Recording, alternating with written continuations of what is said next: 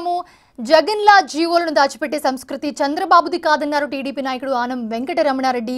ప్రజలకు నిజం చెప్పాల్సిన బాధ్యత ప్రతి ఒక్కరిపై ఉంటుందన్నారు ఆయన. టీటీడీ నెయ్యి కల్తీపై నిజం తెలపాలని అన్ని చెప్తున్నామని అన్నారు ఆయన. ఎమ్మెల్యే మీటింగ్లో నెయ్యి కల్తీ జరిగిన విషయం బాబు గారు చెప్పడం, అది పెద్ద దుమారం లేపడం అనేది మనకందరికీ తెలిసిందే. చాలా వరకు వాస్తవాలన్నీ మీ ముందరి దగ్గరికి పెట్టాం.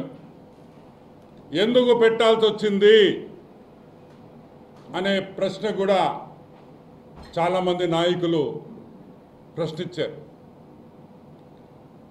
చంద్రబాబు నాయుడు గారికి ఒక ముఖ్యమంత్రిగా చెప్పాల్సిన బాధ్యత, ప్రతి హిందూ భక్తుడికి వాస్తవాలు చెప్పాల్సిన బాధ్యత ముఖ్యమంత్రి గారి మీద ఉన్నదనే విషయం ప్రతి రాజకీయ నాయకుడు గుర్తుంచుకోవాలి. వైసీపీ లాగా, జగన్మోహన్ రెడ్డి లాగా జీవోలన్నీ దాపెట్టి హైకోర్టు ముటిక్కాయలేసినా కూడా జీవోలు కూడా పెట్టని పరిస్థితి మనం వైసీపీ ప్రభుత్వంలో, జగన్మోహన్ రెడ్డి ప్రభుత్వంలో మనం చూసాం. వెళ్లాల్సిన ట్రక్కు తిరుపతి నుంచి డిండిగల్కి వెళ్ళి డిండిగల్ నుంచి మళ్ళీ తిరుమలకు వస్తుంది. ఈరోజు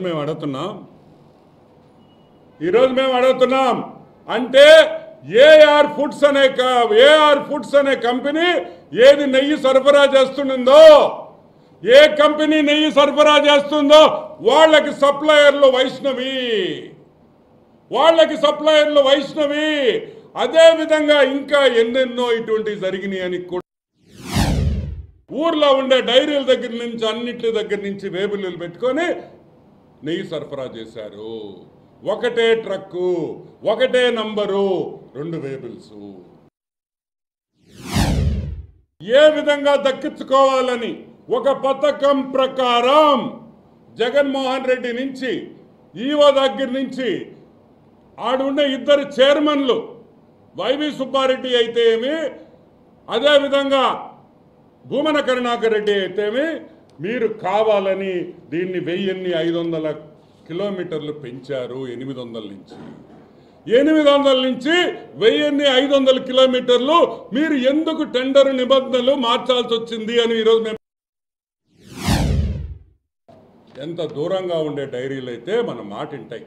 అరే బాబు రారా నాయనా, నేను టెండర్ వేసుకుంటున్నాను, నువ్వు ఒక టెండర్ అయ్యి, నువ్వు ఒక రేట్ అయ్యి, నేను తక్కువ రేట్ వేసుకుంటానని అన్నీ కూడా మేనేజ్ చేసి రింగ్ చేసి అందరూ కలిసి వేసిన టెండర్లు. దానికనే 1500 కిలోమీటర్లు 800 కిలోమీటర్లు 1500 కిలోమీటర్లు నిబంధనను మార్చారనే విషయం మీరందరూ గుర్తుపెట్టుకోవాలి.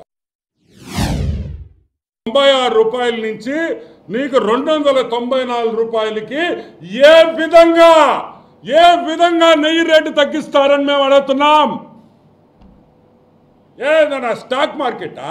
పొద్దున్నే ఒక రేటు ఉండేదానికి సాయంకాలం స్టాక్ మార్కెట్ మొత్తం పడిపోయేసి ఒక 1000 పాయింట్లు, 5000 పాయింట్లు, 10,000 పాయింట్లు పోయేదానికి ఏం తమాషాగా ఉందా?